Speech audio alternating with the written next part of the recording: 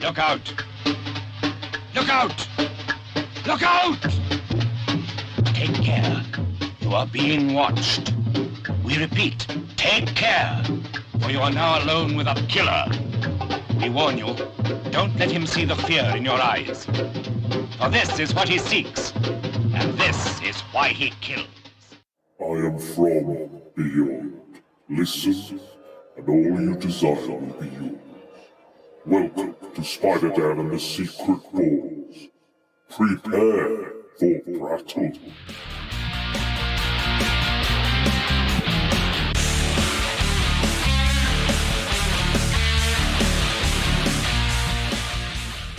Spider Knight? Alas, friend Spider-Man, by what sorcery doth small ceiling torch shine forth? It's called a light bulb. Welcome to Prattle World. I am your host, the ever-amazing, ever-spectacular Spider-Dan. And in this podcast, I spotlight entertainment's best-kept secrets that a mainstream audience may find boring. And welcome to another edition of Spider Nights of the Round Table, where my guest and I will discuss a much-loved subject in depth and in a round table format.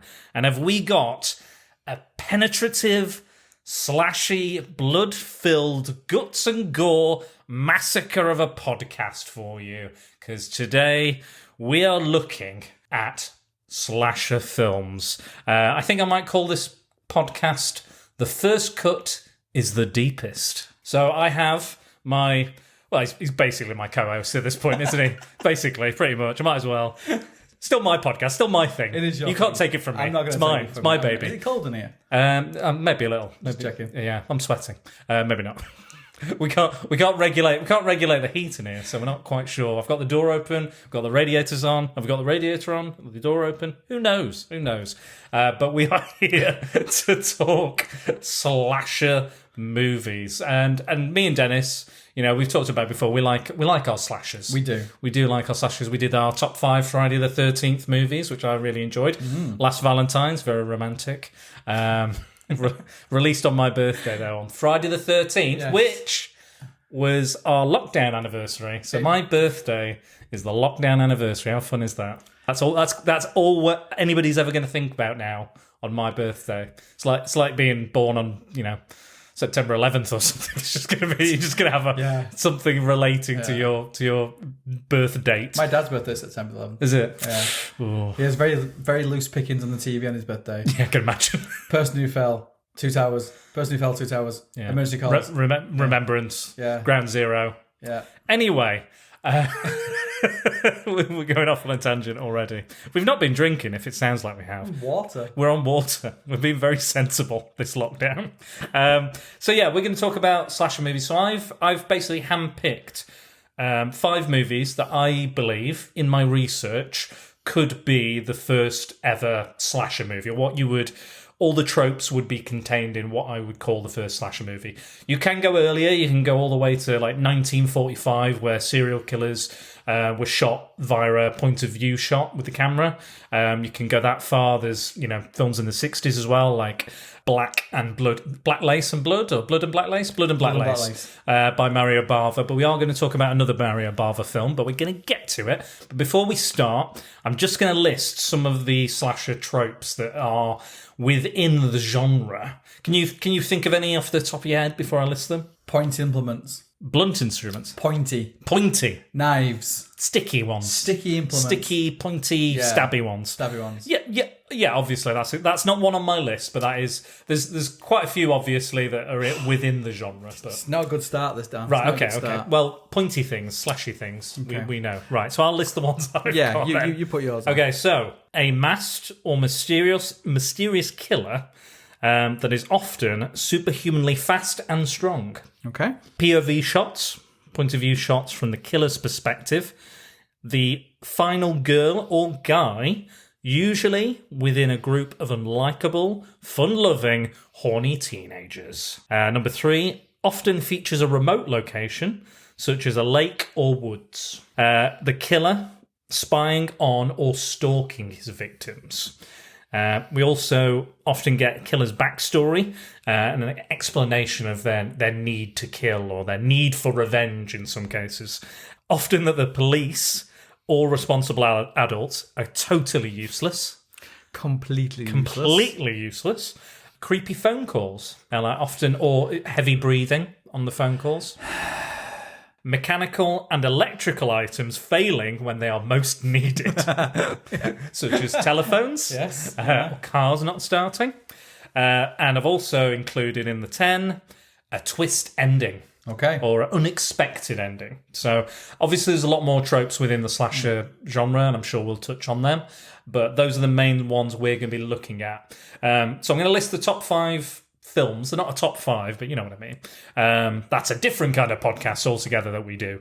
But the 5 we're going to be looking at, and we're going to look at them in release order, so earliest from the latest. So we're going to look at Peeping Tom, Psycho, Bay of Blood, also known as Twitch of the Death Nerve, and several other titles. Black Christmas, the original. And, of course, Halloween. So that's the final film. So, yeah, we're going to look at that. I'm not including Texas Chainsaw Massacre, because I don't really see that as a slasher film. I know people consider Leatherface and the film as within the slasher genre, but I think that's more like a backwoods type movie. I would agree. And it's more about that atmosphere and the local hillbillies trying to get you, and less about the slasher. But it's a family, isn't it? It's a family thing, and it's more torture. I think more of like a torture, pornography, porn film. Torture Slasher's porn usually film. one person. Exactly, and there's more. But again, they're going out to the location, and so you can have a bit of a mix of those two genres often. But I don't feel that this one. I don't think Texas Chainsaw Massacre, and again, I don't think there is much slashing. It's mostly like blunt instruments, apart from the one chainsaw kill. So I don't really think it qualifies, personally. I 100% agree with you. Great. Well, let's get going, because we've got a lot to cover, and we've got a lot of listener opinions as well that I want to get to. They're only opinions, though, aren't they? Opinions. It's like ours. Yeah. Well, that's like your opinion, man.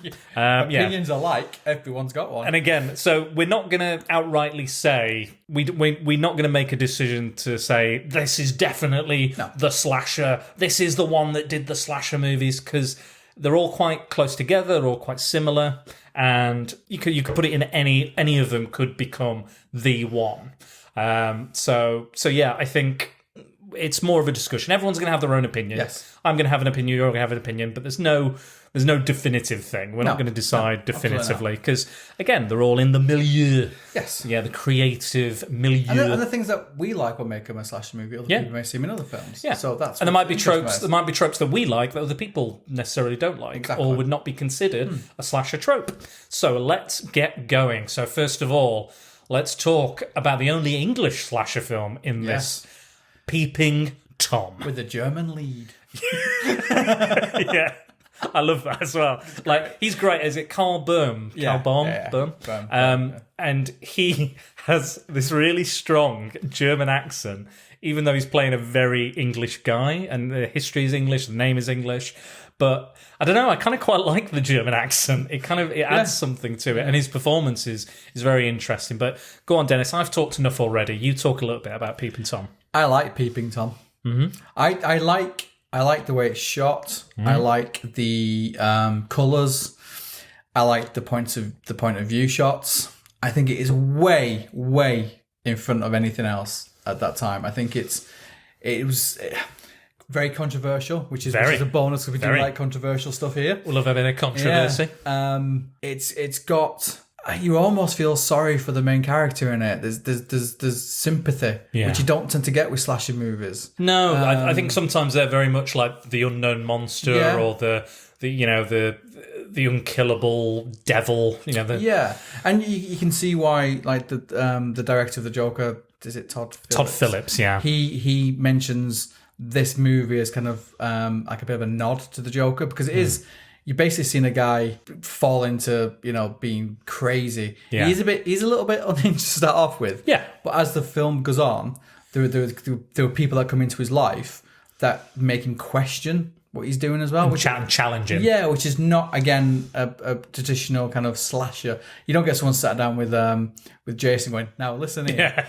Yeah. Right. This is enough. You've had enough now. You've had it now. You've done it. Naughty. Well, I mean, you do get Mrs. Voorhees a little bit. Yeah, a little bit, yeah. But she's more like, kill them for mummy. Go on, do it. Do it, Jason. The director as well, never really recovered from the controversy around the movie. Never. It kind of, even though it was like his pinnacle, everyone talks about it now. He never really went on to do anything special. And I think if that was today, he would be held up as like Oscar. He would be. You know what? Yeah. He would be the Zack Snyder of his day. Yes. That's what I think he would be. And they'd be like, release the... Is it Michael Powell? Michael Powell, yeah. Yeah. They'd be like, release the Powell cut. Because there was a lot of footage cut from these kills and the movie. This was actually, according to IMDb, this may have been the first UK film, British film, that contained female nudity. And it one of the first ones to kind of do the point of view really kind of for long shots. Like you talked about the 40 stuff earlier, that was like snippets. Yeah. But this is, the entire opening sequence of the movie. Or one long shot. It's one no long cuts. shot. It is quite comical watching it today because his camera's massive. It's absolutely huge. Today, perverts just having the glasses and things. Don't they, damn? I do like that opening, that whole opening is amazing. Yeah. It's one tracking shot. And it's obviously on a stage, but the way the stage looks and the gorgeous colours. The colours really stand out. Really pop. It's a very... you can see they've looked at the colours. There's lots of reds what stand out. There's lots of like bright greens and things in it. But the long shots, it follows, goes up to a lady. Prostitute. Yeah. Was it £3? £2. So £2. obviously the prostitute from Rochdale. Obviously. Low standards. Standards. But then, again, filming, walking up the stairs, you see people coming down the stairs to kind of acknowledge, dirty bugger kind of stuff. And look, she's got another one. She's got another one, Eric. Look at him. And they go up there, and it's all one continuous shot. Yeah. It's beautifully shot. Do you think maybe this was the inspiration for like snuff films? Yeah. Do you think maybe that's that kind of thing? Well, that's what he's producing, isn't it? He wants to see fear in people's eyes because it goes through the movie. And there's a little bit of backstory with him, trying to explain the way he is. In fact, he even goes and sees a psychiatrist, sort of, to kind of discuss what it was. Because his dad's a psychiatrist. It was kind of like he had Jonathan Crane as a father figure, as a dad, because he's a psychologist that's experimenting with fear and getting reaction and then recording it with a video camera, very old school, massive video cameras, and that's what's torturing the son, and that's what leads to him killing people with the camera. And there is lots of nudity like in the background. Like he works in a newsagents that do under the counter magazines and pictures and things. The entire place is full of boobs. Why would you outside you can see, but like that is quite for 1960 like for one of the first scenes of the film, for an old dirty bastard to go in and buy porn, and have porn on the windows. And it's not like they're not edited out. I don't think. I think it's full. It's that must have been quite shocking. It was. How long it was in the cinema? 5 days. Yeah, before you got pulled. Yeah, 5 days. It was out a couple of months before Psycho, so it predates Psycho's release. It does, yeah. But yeah, in some ways, I think I prefer Peeping Tom. I prefer Peeping Tom because I think it's much more of a character piece. There's a lot more. I think with Psycho, the reveal is at the end, and you kind of get more of an insight. But I think you're constantly waiting for him to kind of snap or break. But with this, he's the main character. Yeah, you're following his story. Journey. Yeah, it's his story all the way through it. The characters he meets and the relationships are very important in it as well. Absolutely. Where you usually find in slasher movies a lot of things are fodder. Yeah, but every single character. They're an archetype. They're they're the loose woman. They're the virgin. They're the even the second victim, which is like a stand-in for because he works on a movie set, obviously with cameras. Yeah. Every single character he comes in contact with enriches the story. Yeah, which is unusual. Even like the lady in his little apartment block, who's 21 but looks about 97. It's bizarre. And she's intrigued with this mysterious, shy, creative, long coat. She shows him around his little house, and then he goes in and there's a big lab full of type. It reminds me a little bit of Carl Byrne reminds me a little of Peter Lorre. Yeah, reminds me a little bit like hello, yes, yeah, that kind of. And you do. the start, and I don't know when you notice, but his voice does change when he first meets. It's very soft, and as the story goes on, it gets a little bit louder, and a bit more manic. His German comes out even more when he's doing it. But there's a really nice scene. It's a really interesting scene with a blind lady in it, which is amazing because it's very visual. What he's doing is filming things. Yeah. So to have a blind lady in it, one, it's ballsy. Yeah. To kind of poke fun at blind people a little bit, but there's. But she's very clued up. She knows what's going on. She's clued up because she has the sense. She has the sense. She knows something's going on. She says something like, "He's got very quiet steps. I don't trust a man with quiet steps," and things like that. And she's quite cynical as well. Yes. I think because she's had a surgery, and she was like, I gave a man permission to touch my eyes, and now I'm blind. Yeah, never again trust wholeheartedly another man in my life. Yeah. But fair enough, really. Yeah, and that's fair. But like, it's a really good kind of juxtaposition because he's interacting with her, and you're seeing the film that's being shown, which is one of his murders, and he's reacting to it, and he's getting upset because it's not perfect, because he wants that fear. He needs to see that fear in the victim's eyes just as they die, the right amount of fear, and he's looking for that albatross or that that white whale, that one last. That top of the mountain, that Everest, constantly chasing that dragon, and she's all the while is talking to him and interacting with him, but she has no idea what's going on. She's got no context for anything, and she doesn't know specifically what he's on about. But even then, she's she becomes soft. He's upset. She tries to help him. She explains, but she's still. Even by the end of the scene, she's like, is there anything I can help with? Do you want to take a picture of me? Do you want this? Do you want that? Yeah. And then she still goes out and says, I still don't trust you. Again, you're in the same position because you start feeling kindness and softness towards this character because you can feel his anguish, his pain, and everything he goes through. And I love that scene where he's with the actress on the set. Yeah. They stayed after hours, they got everything locked up, and she's like, "Can I warm up?" And then she's like, and it's very like showsy. It's like some kind of musical. It's very very cheesy, kind of over the top. Like, yes, I'm an actor. I'm doing my warm up. This sort of shit. And I was just like. I know actors like that. And I know one. Yeah. I'm not like that. Never like that. Never like that. But that's fine. And I just think, again, the cinematography, the way it's shot, is gorgeous. Again, you're not seeing much gore and things like that, but the intensity of the story and the performance carries you throughout the film, and it's a real breeze to kind of watch. And it is, and you do feel sympathy for him. And there's a really funny moment in it with the actress when she faints, and he keeps showing this movie that there's this film being filmed where he's and the director keeps telling his actress, no, you faint again, do it again, and there's a reveal of a body. You don't actually see the body, but when she's fainting, he goes, oh, she can faint now, kind of thing, in the wrong place. Because she's like a really bad actress. It's really weird because it kind of like you don't expect it, because up to that point it is quite a glum outlook on him, and the camera is almost part of him. There's a scene when he's showing a bit of video of him, and the way he's touching the camera, and he's caressing the camera, and it's almost like an extension of him. It's who he is. Like a sexual thing. Yeah, it's really kind of. And when the character's touching film, he's like, no, it's all mine, and it's easy. And you get that as well because he also films the aftermath of his deaths as well. Yeah. So when the police are taking the bodies out, he's there in the background filming it, and he's watching it later, and so it's all that kind of stuff. And in all that, he's also taking pictures of semi-naked women to put in little books and things. And he does like the lady with he meets the model with a cleft palate, and he's like, I must photograph you, all that sort of stuff, and that's really interesting. And again, it's like, this is all kind of deeply rooted in proper like psychological cases and stuff. Like, I don't know how much research was done or what have you, but like it screams to me all those kind of tropes. I think if it was released after Psycho, I think people would have been more accepting of it. Yeah, I think so too. I also think we're a little, in the UK, in the past, we've been a bit stuffy, stiff of a like Victorian era kind of like, oh, we can't have that. We're no sex, please. We're English. Vagina.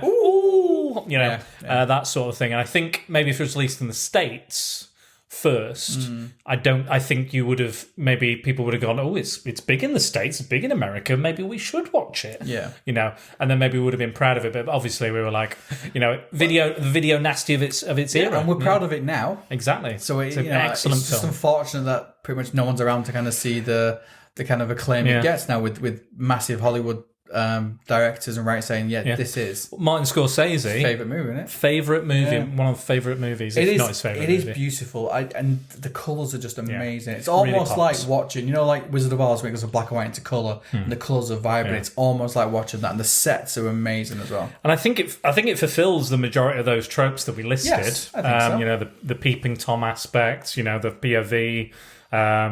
You know, you do kind of have a final girl a little bit, sort of. You know, you've got not a twist ending, but yeah, there's a lot of those. There's not all of them. Yeah, maybe a twist ending. Would you argue? Yeah, I would say you don't really see that coming. I'm not going to say what it is. No, but won't spoil it. But I highly recommend it. Definitely go seek it out. It is one that you have to definitely see for yourself.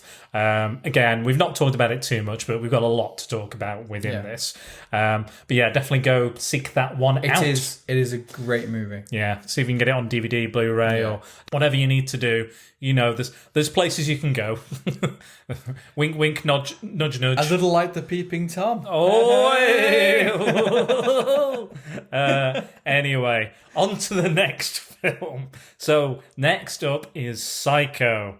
So Psycho is quite a classic. I don't know if there's going to be that much we can say about Psycho that's not already been said. Now, my opinion of Psycho is I like it. It's a really strong film. However, though it does have some slasher tropes, a lot of the slasher tropes we mentioned earlier, I feel it's not a slasher, but it's more of a taut thriller. I think the main issue I have is Hitchcock's films, for me, I always put them in, I always start watching them, and I always think, have I put the right film in? Like, because I was like, right, this is about a woman stealing from her boss. Is this the right one? And then all of a sudden the plot just changes. It's like Dusk Till Dawn. You know, it's one film. It's got one tone. It's, you know, this is the story, and then all of a sudden halfway through, no, that's not even the story. Big surprise. Big star's dead. Moves on. But again, really strong film. Well shot. You know, it's Hitchcock. What can you say? It's a quality film. But yeah, I don't know if it doesn't necessarily feel to me like a slasher. There's not a high body count, which is kind of almost what you would expect from a slasher as well. Lots of interesting kills.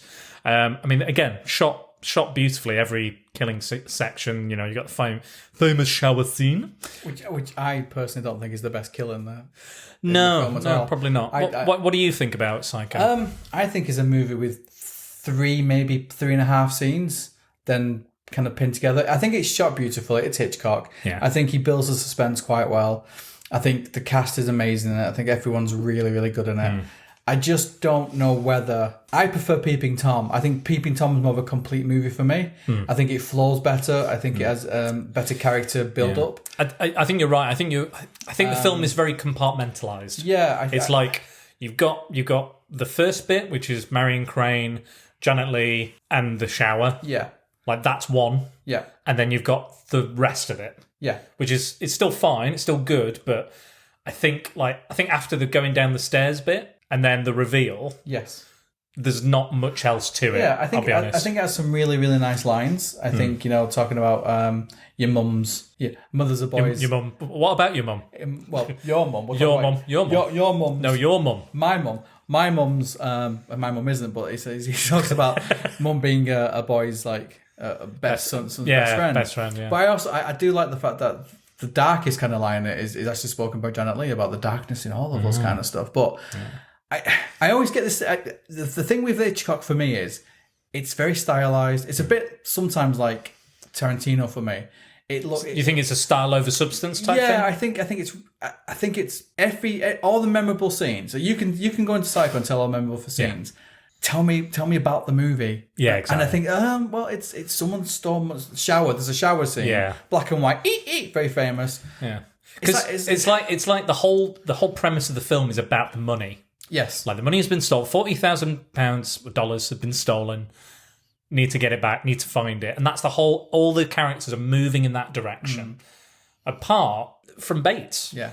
Bates is just a bit mad, and he doesn't even know about the money. He throws it away, puts it in the tar pit, wherever. That's not a factor for him, but everything else is saying, where's that money? You stole the money, Bates, you stole the money. Yeah. He doesn't care. And like the shot on the stairs is amazing. It's really, really good. And again, it just shows the kind of stuff what he's after. But I like it. Yeah. I think it is an excellent film. Yeah, I just think we're just not saying that maybe it doesn't follow those tropes as much. I'd like the ending. I think the ending's almost like fourth wall breaking. He looks and has a smile on his face, like, yeah, you know, hey. And the reveal's nice, but I don't know. I don't know whether it's because when I watched it recently, I was waiting for the payoffs. Yeah. You're waiting for those because I knew they the were iconic, coming. the iconic scenes, and then everything else between it's kind of filler. Yeah, I do like the conversations between Bates and Janet Leigh. I think those are really good. Yeah, that's the strongest bit. He's brilliant in it. He's fantastic. So good. Anthony Perkins. Yeah, he's a great actor, wonderful actor. Yeah. I think he sadly passed away from AIDS. I think early 90s or late 80s. I think. But you know, he made some excellent films and was in a lot of good Psycho stuff. Psycho 2, yeah. Psycho 2 is a very underrated sequel, in my opinion. I watched it this year. Not this year, last year.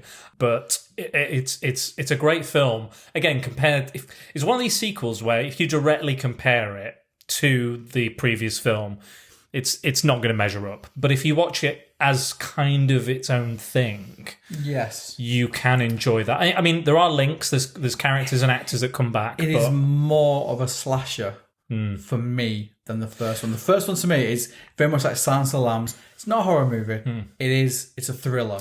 Well, that's what I think. Did you know that Jamie Lee Curtis was actually approached to star in Psycho 2? I did not know. Yeah, but then she went off to star in Halloween. Yeah, well, there you go. And the inspiration for Psycho was actually Ed Gein, who was an inspiration in many other horror films, like Texas Chainsaw, Silence of the Lambs.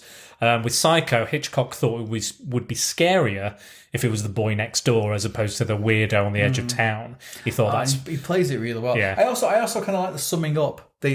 For people who are thinking, why is he doing that? I'll tell you what, we're going to tell you. We're going to tell you why it's the way. It's like the psychological diagnosis. Which again is unusual, but I don't think it fits as many of the tropes for a slasher movie as we think it does. Yes. Yeah. I think people, if they go back and watch it again, I think they'll see a different movie. I think, it's a cracking movie. Yeah.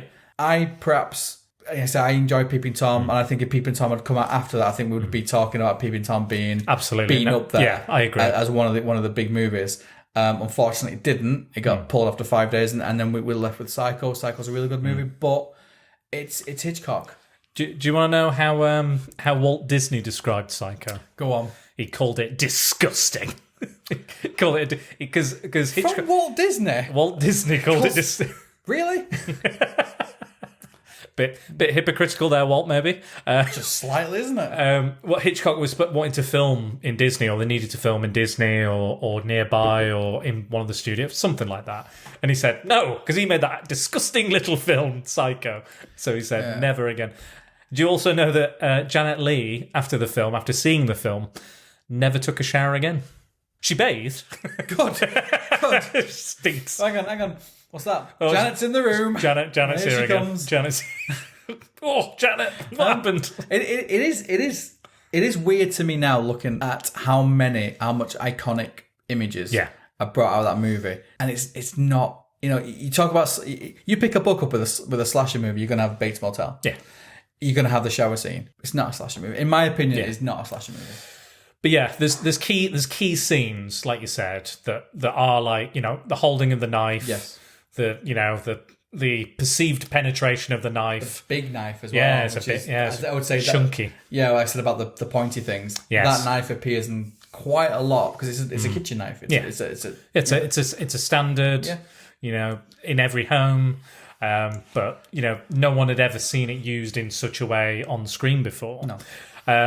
again, that shower scene, obviously, I think that took 7 days to film, and there was various kind of issues and problems. They had to edit quite a lot of it out, and the nudity, and obviously there's a lot of cuts as well in that. Like it's almost as if. But I think the cuts help. Yeah, but it's almost as if the knife is making the cuts in the film. It's like every stab is a cut in the film.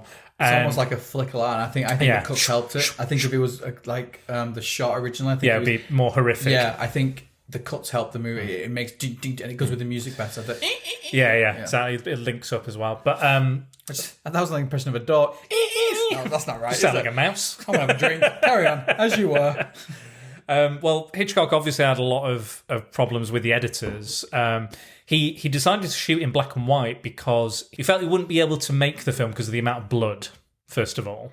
So he was worried that they were going to censor it because there was just too much blood. So he thought if it's in black and white, it's going to seem less violent or less gruesome or less kind of colourful.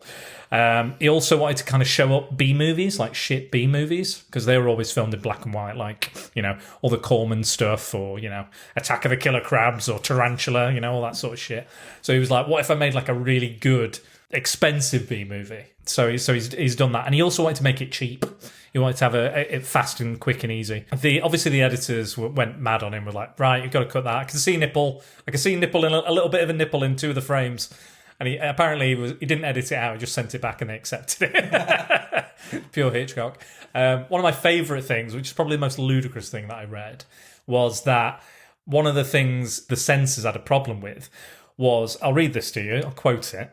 So one of the main things they had a problem with was the visual and oral depiction of a toilet. What? The visual and oral depiction of a toilet. So the sight of a toilet and the sound of a toilet was one of the major issues the censors had. Not the knife going into the lady or the nudity, just the sound and sight of a toilet. So you're thinking we don't take a shit? Is that what it is? It's like, oh, that's too horrific. Oh, no. We can't think about pooing. Oh, God, no. Okay. Yeah. Sure, whatever. Again, like we were saying about the UK, it's still, a bit stuffy in America as well, probably back then as well. But yeah, utterly fucking ridiculous in this day and age. Don't you dare show a toilet. Just blanking it out, big black box over it. What a fucking ridiculous thing. Anyway. Censors are stupid anyway. Yeah, exactly. Again, censorship can go very much too far. We should do a rant about censorship. Oh, bloody censors. Could be a week. Yeah, we could. We could be here far too long. I agree with you. I don't think... I think Psycho 2 is closer to what we would... And it's released within the slasher heyday as well. Like I think and then Psycho 82. 3 is just a pure slasher. It's not very good, but it's a pure slasher. But movie. I think that was directed by... Perkins, I think. It was. Or 4 might have been. I don't know if I don't think I've ever seen 4. No, I've not. I think I remember putting one of them on, and he has a phone call with like a radio host about murders or something, and like, you can't reveal your name, but you say you're a murderer. Tell us more. And he's like, yeah, I remember. I think 4's the one with his mum, and they have a flashback, and he's like a young man or something. Oh, you've always got the remake. Yeah. What was the point in that? I don't know. Anyway. But I think he's quite good in it, though, isn't he? Who's that? Vaughn's quite... Vince Vaughn, yeah. He's pretty cool as a character, but it's just a shit movie. There you go. Well, I mean, he's very... I think Vince Vaughn is good at doing, like, Unhinged quite well. You think? Yeah. It's like... I mean, you just have to look at those eyes, don't you? Yeah. It's always like a kind of thing. He's a bit mental. But yeah. Right. So I think, I don't think... Like, looking at the tropes here, we do have the spying and the stalking, kind of. You do have... The police are useless, basically. Yeah. Even the policeman at the start, who's a bit suspicious, they're useless. Yeah, pretty much. Like, it's a fairly remote location. POV, spying on the person. Yeah. Mysterious. He is mysterious. Definitely a twist ending. Well, yeah.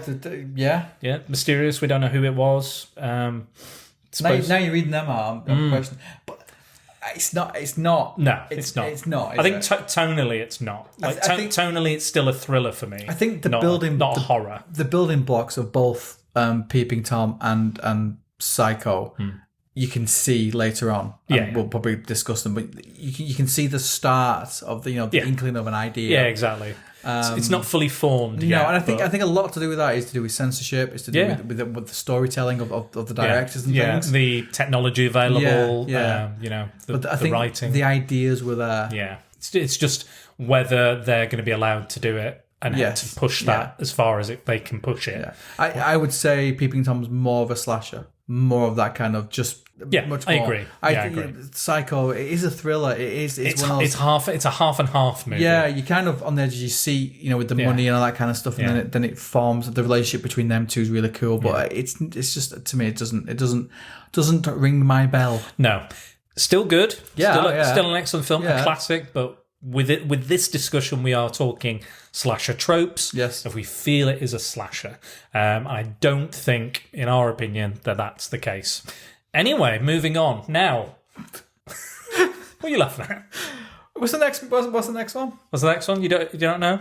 Don't know? Would it be be your favourite? Could it be my favourite movie of all time? Of all time. Why don't you take this one away, Dennis? I don't know where to begin. Would it? What's the title? What's the second title? So it's either Bay of Blood or A Bay of Blood or Twitch of the Death Nerve, which is the title I like because it definitely twitched my nerve. Oh my god, I don't even know what to be. I'd never seen this movie. Well, I think I had, but obviously I was, I don't know, on drugs. I watched it with a double bill with another, like maybe Cyborg or something, which is utterly horrendous as well. Help! I don't know where to begin. Okay, so it's Italian. It's Italian. It's Italian. It's Italian. It's a thingy. What's he called? Mario Bava from I think Black Sunday. Yeah, it's shot really well. Mm-hmm. The opening titles last for about a week and a half, I think. True.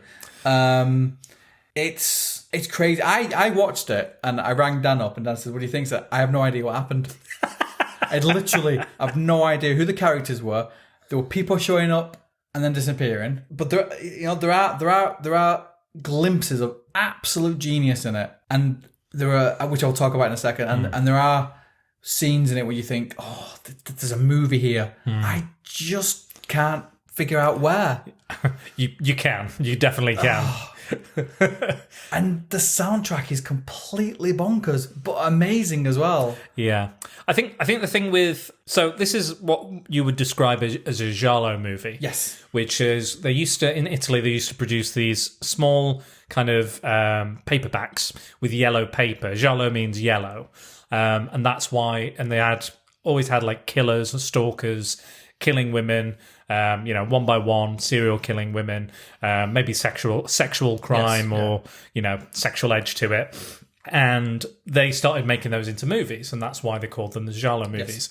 And their influence is very heavy on the slasher movie because it's and I think this is the one that is closest to what we would consider a slasher movie. Yes, I would agree. I've watched a lot of these movies, a lot of the Italian movies, and I'll be honest, I like them. Yeah. I do feel, after I've watched a couple of them, I need to go and have a shower. Yeah. And maybe go to church. Yeah, maybe they can be a bit grimy, a bit sleazy. But I also like, with Italian movies, I always have like, they're very loose on plot. There's never... And titles. yeah.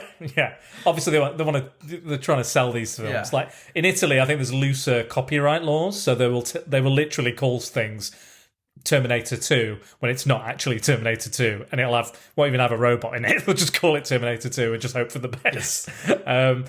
And I do like the passion behind Italian filmmaking. Yeah. I have Italian blood, Italian descent. Not much, but it's still there. No, I like Italian cinema. Yeah. I like spaghetti westerns. I like Italian movie. I just think this is. I just don't understand. Yeah. So I'm going to try it because I think it's a hard movie to pin down. I also think you got it better than I did. Yeah, I'll be honest. It was confusing because I struggled because one. The audio compared to the music was very low in comparison. So the sound and the music is blaring, but the audio and the vocals very low, so you can't really hear them very well. Also, they had three men in the film that look identical and are three different characters. You've got a massive cast. I believe there's 13 murders in the film. 13 deaths anyway, which is a lot. And considering you're not quite and people just kind of appear and go and appear and go and appear and go. And it's not the plot, as best I can sum up the plot, is there's an old lady and her husband who own a bay, an area surrounding a bay. They own the property, and it's gone to seed. It's not very good anymore. Nobody's coming to visit. There's no money. There's no gas stations, no restaurants. There is no boats. There's nothing. It's all gone to pot. The woman doesn't want anything she doesn't want to leave the bay. She doesn't want to change the bay. She's like, nothing is ever going to happen. There's a guy who wants to buy it, and he's trying to convince the bloke, the husband, to do that. They start off kind of a series of murders to try and get that done. How did you figure that out? I had to have a think. I don't know whether it's because my attention was always on it. No, it's like we said, the plots are very loose in Italian films, but also they kind of filled with this dreamlike logic, which I love. Yeah, and it's great. It's great, and a lot often I'd say that because in Italian films they never record audio. No matter where they film, no matter what they do, they never record the audio. They will always dub everything over. So if you go and watch Good, the Bad, and the Ugly, they're all speaking their own language and they all get overdubbed, and you can tell. But it also adds to that kind of dreamlike quality because it's almost like their words are like not connected to their body, or there's a delay. And every time, like there's a beautiful shot of this hallway, and the curtains are blowing, and it's almost in sort of focus. It's really nice. It almost has a dreamlike, whimsical feel to parts of it. Even like a fantasy film. Yeah, even some of the kills have the same sort of kind of focus over them, which is bizarre as well. But yeah, it's almost like the violence is romanticized. Yes, like it's like a sex scene or a love scene. Yeah, which is almost a trope of Italian movies. Yeah. Like it's like a sexual act almost, and it's a sexual want or a desire to kill. Yeah, so that's basically the plot. And there's several people that are doing several different murders, have several different motives. Yeah, and I think that's why it's quite hard to pin down. And they all look the same. And they all look identical. There is a group of young teenagers that turn up. And why do they turn up? On a holiday. There's no real reason. And the locations, there's so many different locations. Yes. Yeah, you've got the house. I could never tell whose house I was in either. Yeah, when the young people, they break into a building that doesn't look anything like the rest of the house. So are they in the house or are they in the house? Yeah. I couldn't work out whose house it was. I couldn't work out if they were still in the house, the other person, or they were going to come back. And then you find out later in the film that the old lady gets killed at the start. She leaves a suicide note, but it's not a suicide, it's a murder, but it's made to look like that. There's a couple of there's a blonde and a guy who wants to buy the bay, and they come up with this plan to kill the wife and then have the blonde woman seduce the husband and then give him the plans and the deeds for the bay. That's the main plot, really. There is another relative of the woman who is also after those same deeds with the red hair. Yep. The teenagers are just there for fodder, basically. That's all they're there. They've got nothing to do with the plot. No. They're just there for fodder. And then you've got the illegitimate son of the lady who owns the bay. Yeah. And he wants something because he's illegitimate. He wants something. So he's involved with the blonde lady and the guy trying to buy it. He just bops in and out, doesn't he? Yeah. So you see him quite a long scene, and then that's it for a while. Yeah. And then he bobs back in again for a bit. And then you've got these two random characters. You've got the lady who's like into tarot and like a psychic, and then her husband who likes collecting bugs. Yes. And again, they're like almost inconsequential as well. Yeah. But a lot of focus goes on them. Yeah. Weird. Which is strange. Bizarre. But I think we can say this is our least favourite of the films. However, the influence, especially some of the kills, is very heavy on like Friday the 13th. Very much. Well, Mr. Cunningham, Mr. Sean Cunningham, actually, in one of his earlier interviews, actually says that there's a particular scene that influences the Friday the 13th. Well, there's two kills in this movie that are identical to two kills in the first two Friday the 13th movies. So you've got two people having sex and they get speared. A spear is brought down into their bodies and they're impaled on the bed while still... Who does it better, Friday the 13th or Bear Blood? I mean, Bay of Blood, it's almost like they're getting off on being murdered. It's like they're like, we've been stabbed, but we're going to die anyway. Let's keep going. It does have this that they do finish. But again, there is a almost a climax, an orgasm it's to weird. It's very odd. Or it's. But I think I prefer that one. I prefer the Bay of Blood. Did you? Yeah. Okay. Yeah. It's much more Italian. Like Italian filmmaking is very passionate. Yes. And you can see that, and it comes off the screen like it's very very intense, very visceral. That feeling, and I'm trying to remember. I'll be honest. I'm trying to remember the one from Friday the 13th. I'd need to rewatch it because it's been a while. But yeah, maybe it is better. But I think there's also the one. With the machete. That is wonderful the way they do that because it's a single shot and it's broken by the door frame. So even though it's similar to the Jaws when Brody's watching the water, people walking past. Yeah, that cuts it, and they do the same thing with that as well. The murders, if I can say it, I know it's slasher films. Yeah, every murder's great. Yeah, they're all done really well. They're all brilliant and very imaginative in quite a few of them as well. It's just a shame that it's completely bonkers. Nonsensical plot brings it down. And I'm not going to tell you what the ending is, but when I watched it before, Dan, and I was texting, you need just watch it for the ending. Yeah. Because it is completely... the ending sums up the entire movie. Yeah. And you say, why? And the ending, the word that would sum it up is, what? Yeah, why? What? And mine was, where did they come from? Yeah. Exactly. The problem is, it starts off and you have very little plot, very little understanding of who the characters are, where they are, other than they are a bit weird and they live on a bay. That's it. And again, I got lost because I'm like, oh, that's the guy from earlier. That's the guy in bed with that woman. Yeah. No, they're different guys. Yeah. And then a third guy comes in and you're like, who's this guy now? Yeah. And the thing is, all this plot comes at the last few minutes, like 30 minutes. It's all very like... Yeah, it's almost too much for you to kind of process. Yeah, you have nothing and then you have too much. Yeah, and it's... I think I read somewhere that they weren't that... I don't think they'd written anything until... they got to the end of the film. You know what? It doesn't tell. No, you can't. You don't get a sense of that. No. Okay. I watched this. I watched it twice. You did. Because I had to watch it with my wife. I had to watch it with Sarah. This is why I paid attention because you were like, I don't understand this. Yeah. I'm like, right. So I need to really. I watched it with Sarah, and she didn't get it at all. She had the same problems I had. Yeah. She liked the kills because she's my wife and that's the way she rolls. Yeah. But again, she just didn't understand who people were. Yeah. And I kept trying to. I would watch him and say, so where has that person come from? Has he been in it before? Yeah. No, it's the first time he's been in it. Right.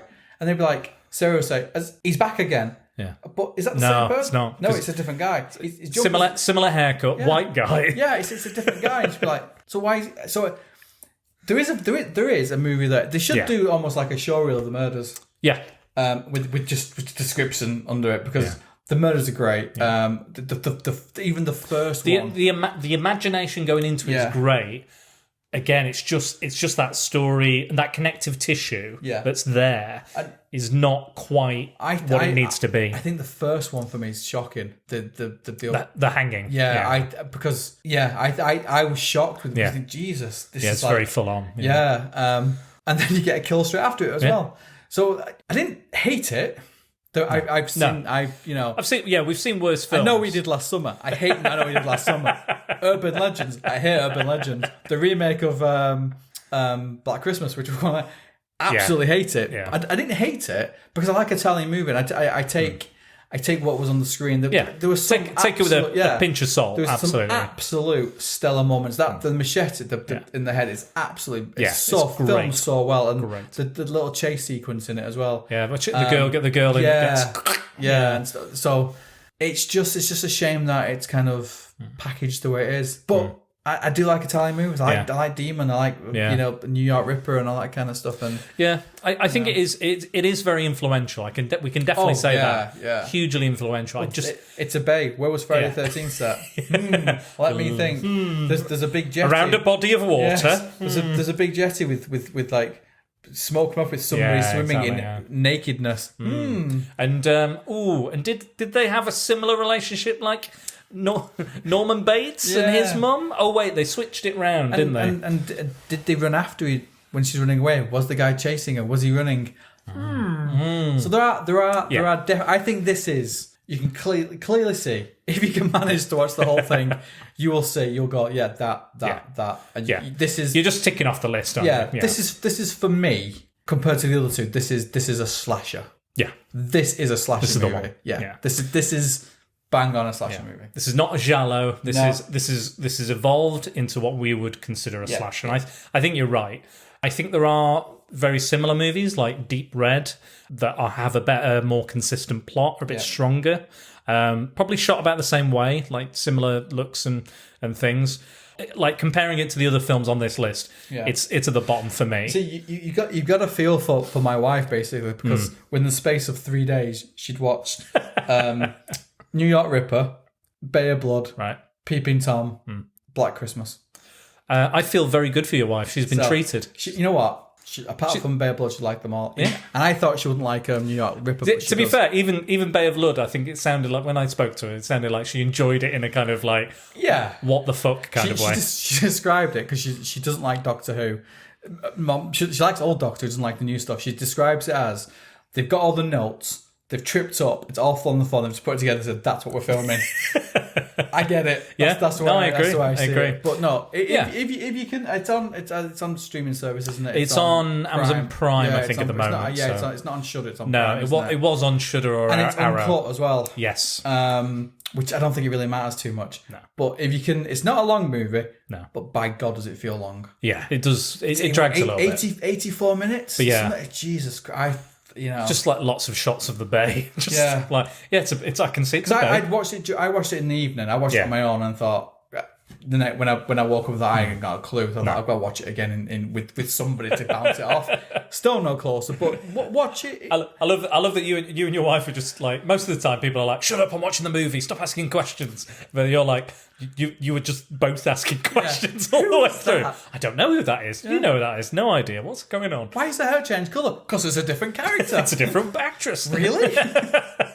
But no, and stick with it to the end, because I will guarantee you've never in a million years. Yeah, there is a heck of a twist ending. Yeah, heck of a twist ending like this in a movie. Yeah. Ever. Yeah. We're not gonna spoil the ending. I would bet vital parts of my anatomy. You will not predict the ending of this. I can guarantee, no matter what you think happens at the end of this movie, you will not predict the ending.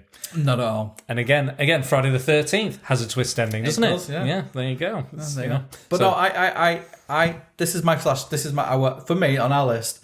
This is our first pure slasher movie for me. Yeah.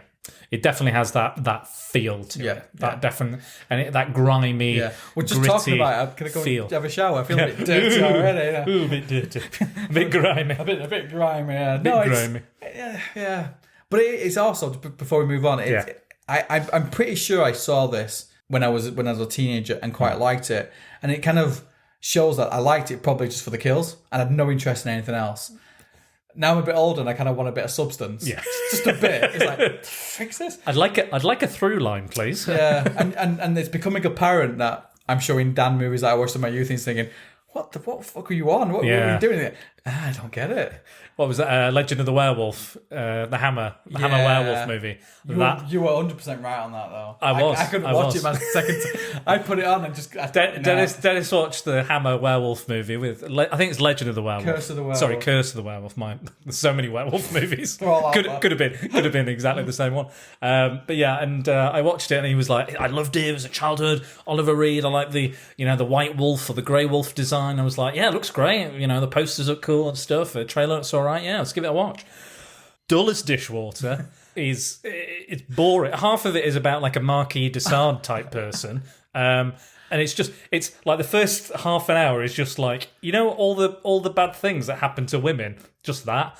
Just like tortured, raped, murdered, all that sort of stuff. It's like all the things that writers would be very careful about nowadays. They're like, nah. I took real offence to the fact Dan didn't like it.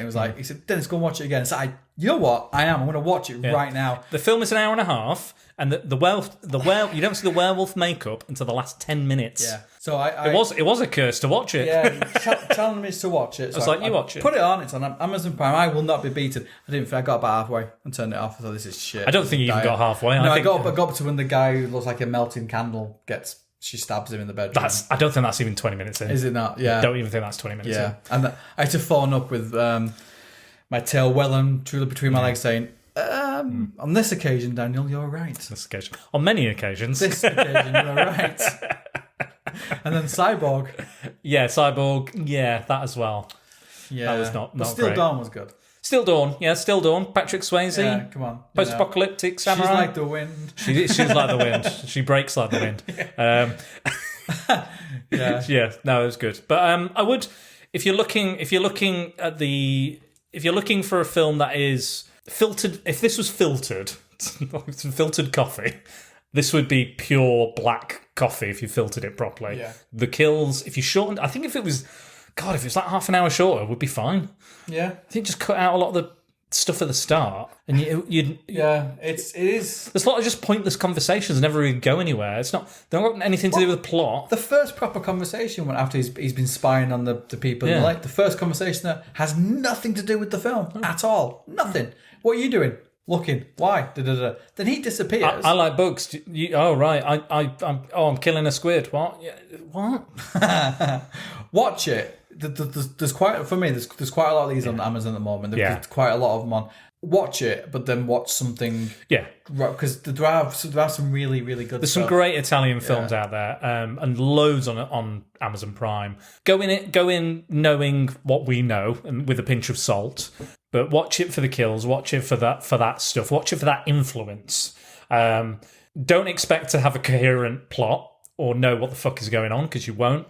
But just enjoy it for the what the fuck ending, because it is quite enjoyable in a way, and the very well depicted and well shot kill scenes, good makeup, good everything. Yeah, just watch it for those. Yeah. Fast forward if you need to. Yeah, I would definitely fast forward, especially from the beginning after the first. Yeah, they killing. should do the chapters so we just press it. Kill that way. I'm not going to tell people to buy it on DVD though. I don't think. Don't buy it on DVD. Get it on Amazon Prime. It's there now, so do that. Anyway, let's get on to our favourite of these films. It's not just one of my favourite of these movies, but one of my favourite movies ever. I love it. It's great. Ever. Yeah. We're going to talk about Bob Clark's Black Christmas. Love it.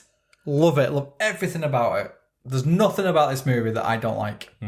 I like the settings. I like the kind of little bit of claustrophobicness. Is that a word?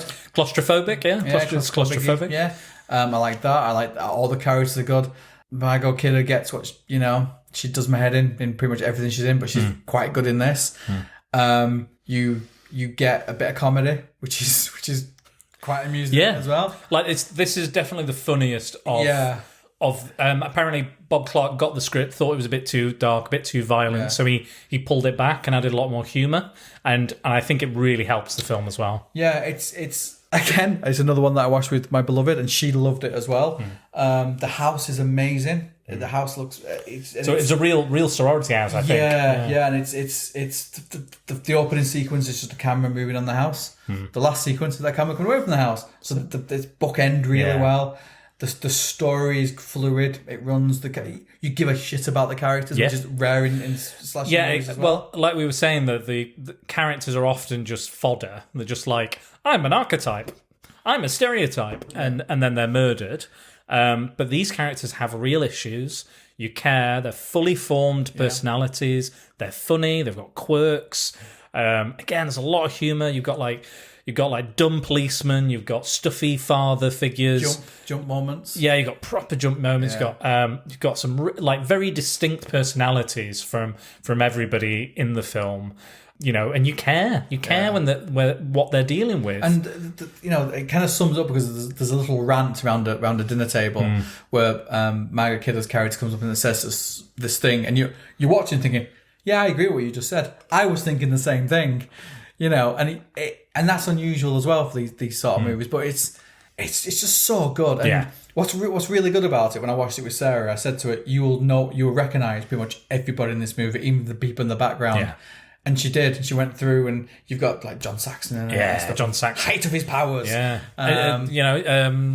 Nancy's dad from Nightmare on Elm Street. Yeah. It's a complete movie for me. It's got everything in it. The script's good. It's witty. It's sharp. Brutal. It's sad. Yeah. It's tragic. You've got all that kind in there. You've got really really nice characters. You've got the best coat I've ever seen on screen, worn by a man. That is a good coat, actually. If it's the one I'm thinking of, it's good. Will be, it's a good coat. You've got an absolute bumbling waste of time police officer in Officer Nash. Yeah. I like the guy who's just constantly laughing. The police officer is constantly, he's not doing his job, he's just constantly laughing at that every time idiot. he comes in or something, he's like, oh, God, he's doing it again, sort of stuff. What's he up to now? And I think you've got, and I hope that Dan will deliver this line for me, one of the best phone lines of anything on the phone. Because what the murderer does, he kind of rings up and shouts down the phone. Yeah. And, oh God, I watched this with my daughter as well because she likes slasher movies. Yeah. And there was the two first lines here on the phone, I'm like, shit. Yeah. So I'll do my best impression of it. The phone calls in this movie. So it's kind of based on that old kind of urban legend with the babysitter and the guy in the calls are coming from inside the house, that sort of thing. And you've got Nick Mancuso plays one of the voices. So there's multiple different voices played by multiple different people. One of them's an animal as well, isn't there? Yeah, there's an animal noise in there, and there's a woman, and then there's another older fella as well who's played by somebody else. I think it might be Bob Clark. Nick Mancuso would stand on his head to make him sound more deranged. And it's like, hey, Agnes, it's me, Billy. I'm gonna kill you. I'm gonna lick your picky cunt. And that's, you've got to think 70s. Yes. That is quite bad. Yeah. That's quite a severe word, and like I'm not doing those phone calls justice. Like that's just while he's doing that, there's screaming, animal noises. Animals are like, me and your father are very annoyed with you, Billy. And it's unhinged. It's a sad thing.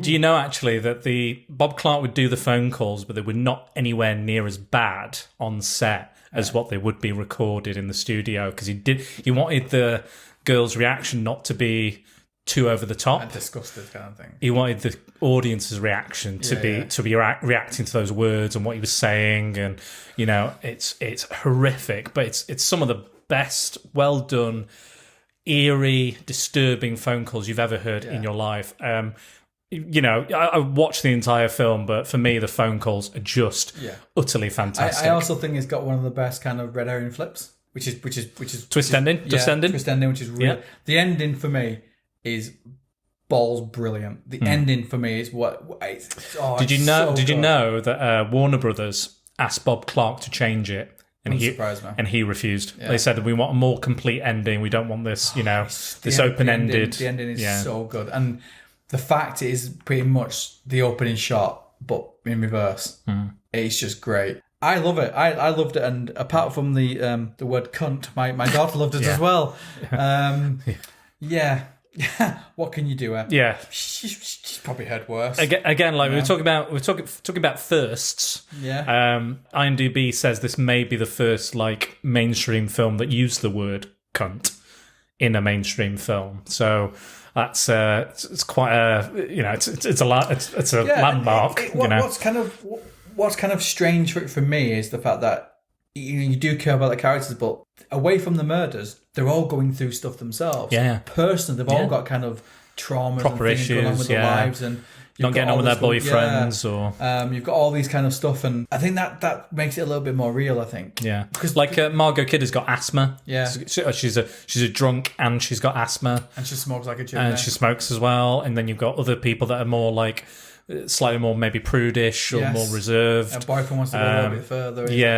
Or there's people that are like have sleeping problems, so they take pills. Yeah. You've got the landlady or the hen mother or whatever they call it. She's got a drinking problem and hides booze everywhere in the house. It's good. But it's also me being a bit of a kind of serial killer kind of buff. It's very much America 70s, because when they go to the police and say like this is happening, and they go, "Oh, it's a bunch of girls." Yeah. You know, there was a lot of kind of like Netflix Night Stalk and stuff like that, where rape and attacking on women, and you know, for instance, rape in 70s America was not even, it was a misdemeanor.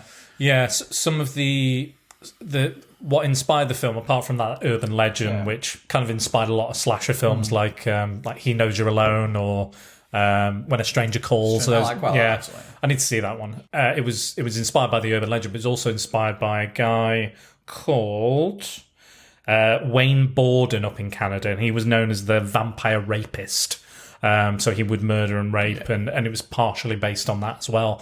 So some real stuff. And the Night Stalker too would kind of break in places, live there, plant his stuff, and then go back later. Yeah. But no one took this kind of stuff serious for a second. But none of that stuff was taken serious. By the way, watch the Netflix Night Stalker documentary. Yeah. It's disturbing, but it's a really good documentary. I do recommend it. But it's like they don't take them seriously. They're a bunch of girls. Oh, they're probably just gone with the girl. The boyfriend's up somewhere. They're probably doing it. And it's like they don't. Apart from John Saxon's character, no one takes what they're serious. And it's if you watch anything around the 70s, the way women were perceived in movies, women were perceived on news, and women perceived in general with violence and crimes, they just weren't taken seriously. So there is that kind of undertone in it as well. Well, in fact, when Bob Clark was he rewrote the script, like I was saying earlier. It was written by somebody else. I think it was based on a book or something. But he set a rule for himself. He said, when it came to writing the female characters, the idea was to never objectify them sexually or give them nude scenes. I wanted the college girls to come off as real people and not disposable horror characters waiting to die. Well, he succeeded. And he was clearly ahead of his time. Oh, yeah. Because, it's not like, oh, we're just annoying bimbos. We're just here to be murdered. There was, like you said, real issues, real problems, real character, real fun as well. Like, we're talking about the comedy. It's not like... Tonally, it's like all over the show. It's not like half of it feels like a comedy and half it segues. You can't just have everything. It's like real life. Yeah, it's real life. You can't have just constant like dull drudgery and there's a lot of dark stuff. There's like a child that goes missing that everyone starts looking for. There's the soundtrack is great as well because it's more like a soundscape and less of a soundtrack or a score because it's just sounds a lot of it and then it's kind of interspersed with like Christmas songs. But the Christmas songs haven't been messed with. No. The proper, like you watch a lot of these kind of... Very jolly. Yeah, seasonal horror movies and they've messed with the Christmas to make them a little bit more sinister. Yeah. They're not, they're just normal Christmas songs. Yeah. Carols, you got carol singers in it and stuff like that. True. So I don't want to give too much away because I think anybody worth half the salt would listen to anything that Dan does. Please. You need to watch this. If you've not seen it, ignore any kind of remakes or whatever. Watch this movie. Yeah, it's an absolute classic. Yes. I watched it at Christmas a few years ago, and Dennis bought it for me on Blu-ray last year as a gift. It was very nice, and I rewatched it this year. Still just as good. Yeah, I love it. Still just good. And I was like, is this as good as I remember? And then second I was in, I was like, yeah, this is fantastic. Yeah. Did you know that it is a favourite film of Steve Martin, Elvis Presley, and Alice Cooper? I did not know that. Yeah. Elvis Presley and Alice Cooper, their families would sit around and watch it Christmas morning. Well, I do believe it's going to become one of our Christmas traditions because we watch Christmas movie and they're usually comedies, but I believe this will now be one of our Christmas traditions. Bob Clark also directed another Christmas classic, A Christmas Story.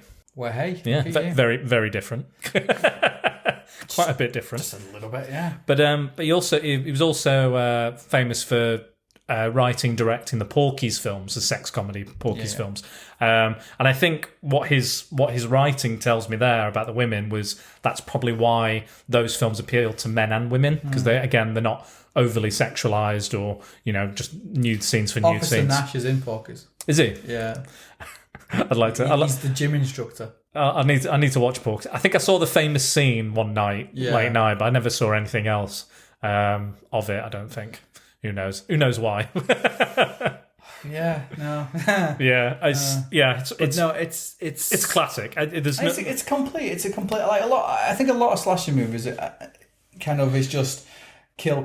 Yeah. Well, this is a movie. Yeah. It's an experience. It's a written movie. It's written well. You got characters there, and it's for me, it's very much 70s movie, like French Connection, Changeling, First kind of stuff. first ever seasonal slasher movie as well. That's important. It kind of, yeah. Yeah, so it's a holiday slasher Yeah. because there's a lot of holiday slashers. Didn't quite launch the holiday slasher thing. No. Did it? That was another holiday movie.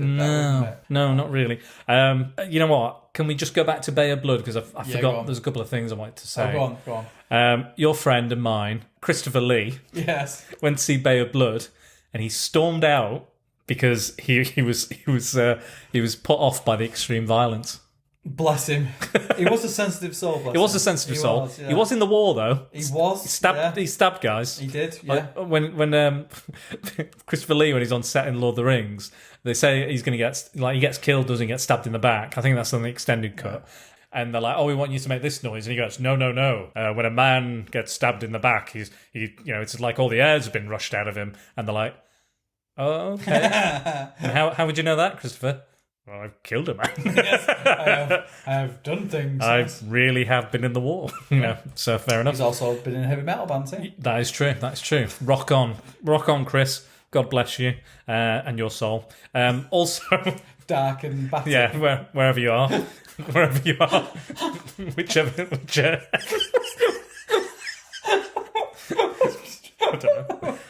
I don't know.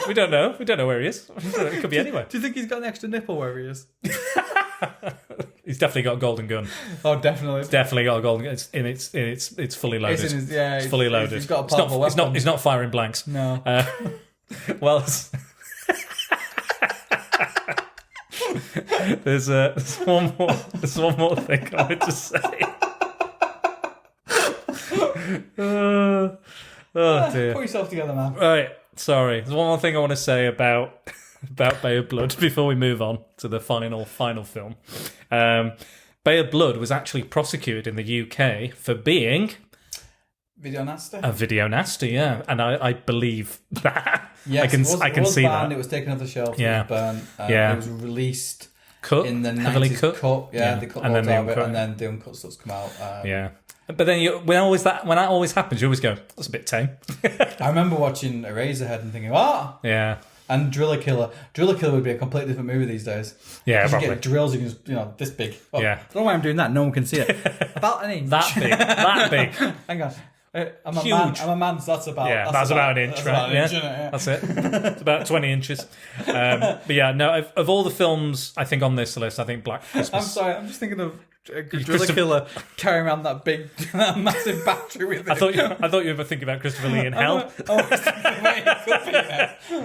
He's probably ruling the place. He's probably on the throne. I just don't know how in Driller Killer you managed to run after people because those batteries are really. You've not seen Slumber Party Massacre? He's got an even bigger drill. He's got a massive drill. That's massive. That. He's got a little That's like trolley a, thing. it's to like a carry around 7-foot drill. You see, if it was me, if I was a serial killer and I had that, I can guarantee that my wheel would squeak You see, if I went. you see the Slumber Party Massacre 2 where the guy's he's got a guitar. He's like a rockabilly. It's kind of like a musical almost. Yeah. He's a rockabilly, but it's got a drill on the end of it. It's a fucking weird one. That is a weird slasher. If you're looking for, watch Bay of Blood and then watch Slumber Party Massacre 2. Don't need to watch the first one, but it's fucking bizarre. That is a fucking bizarre slasher movie. So we're saying Christopher Lee's ruling over hell. Yeah, I did. He's proper metal. He is the Prince of Darkness, He's isn't a Prince of Darkness. Yeah. He's proper metal. So I could see it. I could see him. He's fucking Saruman, Count Dooku. You name it. He's probably got his face, his expression is probably that one of the promotional shots for Dracula AD. Where he's like, "Okay, hell, doing one of these again, am I?" Yeah. Oh, great. Give me a fag. Do you think he flashes his third nipple? Christopher Lee in his third. I bet You're obsessed. I bet when you go to what can I say? Yeah. I bet when you go to hell as part of the hazing, his are constantly erect. You have these nipples. You have to touch his third nipple as like hazing to get into hell. It's like opens a door. Is he like what? He's like the Hellraiser box. He's like a puzzle box. Yeah, you go down and he's got a t-shirt. You touch the nipple, we came. Do you think he's got his I think he's got his Dracula cape? Yeah. He took the nipple. He does the nipple. Okay. He just he's like just undoes it a little bit. Like just exposes the third nipple, and you gotta go. There you go, Chris. Little nip slip. Third nip slip. Third nip slip. What do you reckon it is? I don't know. Does he really have a third nipple? No, it's like Scaramanda. Right. I was going to say, I was like, I know that, but I thought he might have had one for real. Well, we started before we even started recording. I was talking about nipples. Yeah, true. I just carried on from there. Just casual conversations about nipples we have. Right, we've got to crack on. Halloween. John Carpenter's Halloween. I think when we were discussing this, I think you said that maybe we're pushing it, including Halloween. Yes. My opinion of Halloween, it was one of my favourites. It's a very strong film. I've talked about it in full. I've talked about several of the Halloween movies. If you go and listen to me on And Now the Podcast Starts with T.D. Velasquez, or Dan as he likes to be known as well, I've talked about all of those films, and there's still more to come out. I think I'm still on another 3 that are yet to come out up until the newest one, Halloween, that came out. So if you want to hear my full thoughts on Halloween, a lot of the films, I'm not on all of them, but I'm on the majority of them. Head over there. It's a great podcast, lots of good horror stuff. He's also just announced he's going to do The Changeling, like we did. So he's going to look at that with his team of podcastors. So head over there. But I think, in terms of slashers, this was the moneymaker. This was the big deal. This was the one where it was like, oh my God, that made a lot of money. And it was made on a very shoestring budget. Now we're all going to do the same thing. Literally every single movie after this is following that trend. Friday the 13th especially is following that trend. How dare you? Well, it is. Let's be honest. It's a pure... Sean Cunningham is quite honestly said, it's pure cash-in, cash grab. Fair enough, business is business. You've got to make that money, got to make that dough. I personally think that most people will consider this is the slasher. Like, this is what you think. I think, like we said, with Bay of Blood and other things, the idea is not quite there. I think for me, Black Christmas establishes that. I think for me, in my opinion, everyone's got a different opinion, but there's no concrete evidence for any of these films to be the one. But I think it's Black Christmas, personally. However, I think that Halloween cemented the idea, solidified the idea, and made a success out of it. And then that was because Black Christmas wasn't really a success; it's more of a cult thing. I think that's when it caught on. That's when the idea caught on, and everyone went, right, let's decipher what do we need to include. What are all the tropes? Let's take that all in, and let's make slashers, because that made stupid amounts of money. So let's go do that. Yeah. So I think Halloween is important for that, but again, I don't think it's the quintessential slasher. What do you think? I think you make a valid point. Yeah. For me, I think it's Black Christmas. Yeah. I think Black Christmas, it's all the tropes are there. I think you've got strong female leads, you've got a good story, you've got stalkerish, you've got all these kind of hidden people and all this kind of stuff. I think for me, Black Christmas, I think Halloween made it commercially viable. Yes. That's what I mean by kind of cemented it in that way. It kind of launched holiday slashers. Yeah. Friday 13th, April Fool's Day, prom night, all those kind of anything like kind of a day next to it. Watching them now, I still I prefer Black Christmas. I agree. Yeah, I agree. As a full movie, I like. It's Halloween. I've watched it a billion times. Yeah, same here. So.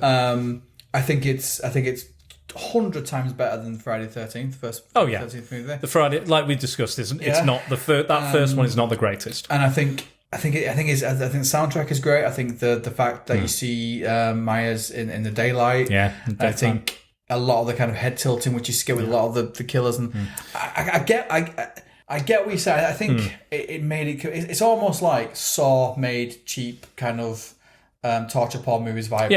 Yeah. I think Halloween made that a choice for directors. Yeah. It wasn't much of a... I don't think making a slasher movie was a choice. No. I think it was kind of, we've got a bit of money, let's try and do that. Sell. Yeah. I think Halloween made studios go, right, get on that. That's a thing. Yeah, let's get directors. Let's fund these sort of movies. And I don't know. I think people get away with the kind of it's John Carpenter, and John Carpenter can do no wrong. He can. Well, I mean, almost every single John Carpenter film bombed at the box office. Yeah, they're all considered cult classics, but nobody went out to see them ever. And you can't dispute it. It's got everything the slasher movie needs and has. Yeah. I think mass mysterious killer, spying, final girl, the final girl. But Black Christmas did it first. I think you're right. And that's my only. It's not. I don't disagree with you. It's not a bad film. No, I don't disagree with you. I just think for me, the first kind of slasher movie, which you would, I think you could put a stick in it and say like, that's a slasher movie. I would say it was Black Christmas. Yeah, I think Halloween made studios go, oh, yeah, hang on a minute, let's give some money to people, and it does. I think it established it as a genre unto itself. Yeah. I think before that, it's just a horror movie. Black Christmas is a one-off. Yeah, like that's. You know, it's a horror movie, but it's one-off. It's not a thing. Halloween made it a thing and made it a popular thing, made it a bankable we gave it a name. thing. Yeah, called it a slasher, named it a slasher. Yeah. You know, it has, again, it's stuff we've seen before. Like we've just discussed all these films. We've kind of seen it before, but they've gone, like, this is when it was like box office gold. And it made the boogeyman famous. Yeah. You know, Myers is famous. Exactly. He is the most famous. Shatner mask. Yeah. Dishevelled Shatner mask. From the that cast was from The Devil's Reign, which I reviewed. I did a Clone Wars of that on the podcast as well. It's great. But no, I do get it. It kind of, it's spawned an industry. But I think Black Christmas is better. Fair play. That's and, you know, it's not, I'm not saying it's a bad film. It's not. It's a classic. It is a classic. Apart from Bay of Blood, I'm not saying any of these movies are a bad movie. Well, did you know that apparently, now John Carpenter hasn't confirmed this, but Bob Clark has stated that Carpenter approached him and he said, "I really love Black Christmas. Do you have any ideas for a sequel? Do you think you'll ever do a sequel? If you did, what would you do?" First thing he said, "I'd set it on Halloween." Yeah, makes sense. So there's potential that I'm not going to say ripped him off, because even Bob Clark was like, "No, I told him the idea. I never made it." Bob Clark likes it as well. Yeah, Bob Clark liked Halloween. Yeah. It's a good film. You know, he took that inspiration. If he did or didn't, if he admits to it, who knows? I don't know. But and it launched Jamie Lee Curtis as one of our famous scream queens. And like the scream queen with like Terror Train and Prom Night, and various others. And she does really play kind of created the scream queen. Yeah, and she plays that trope really well. It's now a trope, but innocent babysitter, bit naive about the world and this, that, and the other, but kind of when push comes to shove can stand above it and kick ass if need be. Yeah, but I think for me, if we're looking at first ever slasher movie, what we can say, I would say is Black Christmas. I would say Halloween made it viable, made it commercial. I think I'd agree with you. Put it on a t-shirt. Yeah, made it a bankable thing. If you put it on a lunchbox, again, a t-shirt, we've done it. Again, we're not. This is just our opinion. We're not saying that is a definitive one, but that's what we believe. But you might think differently. So before we end this, we're getting very close to running out of time. So I just want to go very quickly to our listener comments. So Roisin at Instagram at ro.scream, she says Black Christmas. Or potentially Peeping Tom. So she's a bit on the fence there, but I think she's probably leaning more towards Black Christmas, which we would agree with. Dan Burgess Photography, our friend Dan Burgess, former guest, he said The Mark of Zorro came out 100 years ago because it's a slasher. Yeah. Get it? Thanks, Dan. Yeah, very funny. Funny prick. Well, I'll have you back on soon, Dan, don't worry. I am Jack's Musings at I am Jack's Musings on Twitter. Have you heard of Evolution Pod? It started with a whole season on slashers, opened with Psycho and Peeping Tom, a film I've still never seen, so I suppose one of those. For me, the tropes as they became widely known really started with Halloween. No? No. No, not according to Dennis. No. Sorry, Jack. It brought it to the mind's eye. It brought it for people's attention, but no, Black Christmas did it before. 20th Century Geek Pod at 20th Century Geek on Twitter. I totally agree with these as starters, but I think the Italian influence needs to be recognised. The gorier giallo films, movies like Blood and Black Lace or Deep Red, clearly had an influence on American slashers. And I said, don't worry, we're going to look at a giallo. Yeah. It's weird and fuck and it doesn't make much sense, but we're going to look at Yeah, one. it's very much so, yeah. Tony Farina on Twitter at Tricycle Boombox has posted a GIF of Michael Myers. So Halloween, that's his choice. Our friend Paul Meller, so that's at the Meller Geek. He said, surely it was, and then there's a GIF of Norman Bates with a knife in the shower. So he thinks Psycho. You're wrong, Paul. You're wrong, Paul. You're wrong. We love you, but you're wrong. Yeah, we love you, but you're wrong, yeah. And Angry Andy Reviews at Andy_reviews. Speaking of Christopher Lee, he posts a GIF of Christopher Lee as Count Dooku saying, I've been looking forward to this. So that's he doesn't give an answer, but he's looking forward to this podcast. So it's nice to hear. Nice to hear. So Dennis, where can people find you on the social medias? You can't really. I've come away from it for a bit. Oh, all right. Fair enough. Yeah. Fair enough.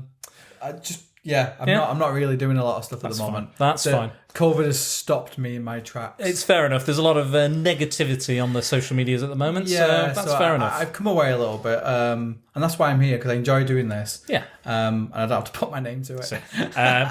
Also, bear in mind, Dennis is in my bubble. So yes. Just so if anybody complains, Dennis and I share a bubble because I live alone now. So he can visit me within the lockdown restrictions, just before anyone fucking attacks either of us for breaking rules, as I'm sure they would. Yeah. So you can find me at Facebook, so it's at Secret Bores. Twitter, it's Dan_Bores. Instagram, Spider Dan Secret Bores. And when you interact with us, don't forget to use the hashtag Prepare for Prattle. For everything else you need to know about the podcast, just head over to my new website, www.spiderdanandthesecretballs.com, for reviews, links, and how you can support the podcast. Yes? What was that? You have a website? I have a website, snazzy and everything. I think you should tell us again, Daniel. www.spiderdanandthesecretballs.com. Amazeballs. It certainly is. And speaking of supporting the podcast, I also have a Patreon page, which I have new patrons. They're giving me their money to help support the podcast. And I super thank everybody, because I didn't think anybody would start helping me. But I really, really do appreciate it. All you can give is amazing. I just want to thank I'm Jack's Musings, Paul Meller, Max Byrne, Tony Farina, and Scott Hodgson. You are the most amazing patrons I can ever have. I'm going to try and give you as much extra content as I can, and I just hope that you enjoy it as much as I do. And it just helps the Prattle world keep on spinning, so I really appreciate and that. the fact they made comments and they've given you money, they're now right. They are. Their opinions are better than mine. Those opinions, fuck you, Dennis. Those opinions are right. No, I agree. Whatever you guys said on the comments, Jack, Paul, Max, Farina, whatever you said, it's right. So, doesn't matter. Right, that's it. That's us. Goodbye. Goodbye.